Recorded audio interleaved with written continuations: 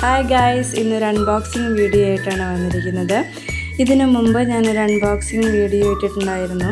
സിംബിയുടെയും ഓർക്കിഡിൻ്റെയും ആയിരുന്നു unboxing video. അതിനകത്തൊരു comment വന്നത് എന്താണെന്ന് വെച്ചിട്ടുണ്ടെങ്കിൽ, നടുന്ന വിധം എങ്ങനെയാണെന്ന് അറിയാത്തത് കൊണ്ട് വിത്ത് വാങ്ങാനായിട്ട് പേടിയാണ് എന്നാണ് പറഞ്ഞത്. അതുകൊണ്ട് ഞാൻ ഈ അൺബോക്സിങ് വീഡിയോടൊപ്പം തന്നെ നടുന്ന വിധവും കാണിക്കുന്നുണ്ട് കേട്ടോ.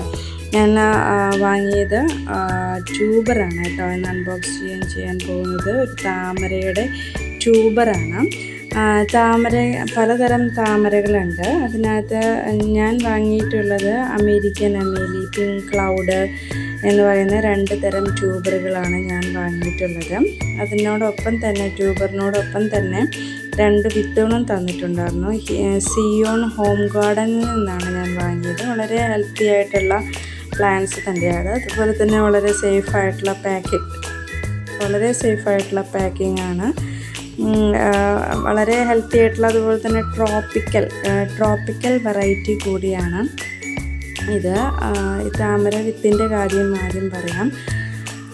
അതിനു മുമ്പ് അതിൻ്റെ ട്യൂബറിനെ കുറിച്ച് പറയാം. ട്യൂബർ വളരെ ഹെൽത്തി ആയിട്ടുള്ള, നല്ല മനോഹരമായിട്ടുള്ള പൂക്കൾ തരുന്ന ട്യൂബറാണ്. ട്യൂബറിൻ്റെയും വിത്തിൻ്റെയും തമ്മിലുള്ള വ്യത്യാസം എന്ന് പറഞ്ഞിട്ടുണ്ടെങ്കിൽ, വിത്ത് കാലതാമസം എടുക്കും. ട്യൂബറാണെങ്കിൽ പെട്ടെന്ന് നടാം നമുക്ക്. ഈ വിത്തിൽ 2 ഭാഗമുണ്ട്. ഒന്ന് മുനയുള്ള ഭാഗമുണ്ട്, മറ്റേ സൈഡിൽ കുഴിഞ്ഞ ഭാഗമുണ്ട്. കുഴിഞ്ഞ ഭാഗം നമ്മൾ നല്ലോണം ഉരച്ചതിന് ശേഷം വെള്ളത്തിലിട്ട് വെച്ച് കഴിഞ്ഞിട്ടുണ്ടെങ്കിൽ അത് മുളച്ചിട്ട് നമുക്ക് വേര് വരുമ്പോൾ നമുക്ക് നട്ടുപിടിപ്പിക്കാവുന്നതാണ്. ഓക്കെ, വിത്തിന് മണ്ണ് മാത്രം മതി. എന്നാൽ നമ്മുടെ ട്യൂബർ നടുമ്പോൾ കുറച്ച് കാര്യങ്ങൾ ശ്രദ്ധിക്കണം. ആദ്യം DAP ആണ്, കുറച്ച് മണ്ണ് DAP. അതുപോലെ തന്നെ ചാണകപ്പൊടി 2 കൈ കൊണ്ടും 2 പിടിയായിട്ട് ചാണകപ്പൊടി എടുക്കുന്നുണ്ട്. പിന്നെ ഒരു കുഞ്ഞു പിടി എല്ലുപൊടിയാണ് നമ്മൾ എടുക്കുന്നത്.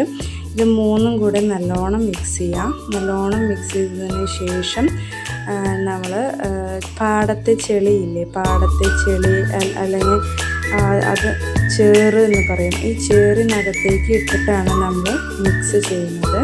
അത് ഓപ്ഷണലാണ്. പാടത്തെ ചെളി അല്ലെങ്കിൽ ചേറ് കിട്ടാൻ വഴിയില്ല എങ്കിൽ നമ്മൾ സാധാരണ മണ്ണിലിട്ട് മിക്സ് ചെയ്താലും മതിയാകും. ഇപ്പോൾ ഇവിടെ എനിക്ക് ലഭ്യമായതുകൊണ്ട് ഞാൻ പാടത്തെ ചേറിലിട്ട് നല്ലോണം ചാണകപ്പൊടിയും DAPയും എല്ലുപൊടിയും മിക്സ് ചെയ്യുകയാണ്. അതിനുശേഷം സാധാരണ മണ്ണിടുകയാണ്. മണ്ണ് ഇടുമ്പോൾ അധികം കട്ടയില്ലാത്ത മണ്ണ് നോക്കിയിടാൻ ശ്രദ്ധിക്കണേ.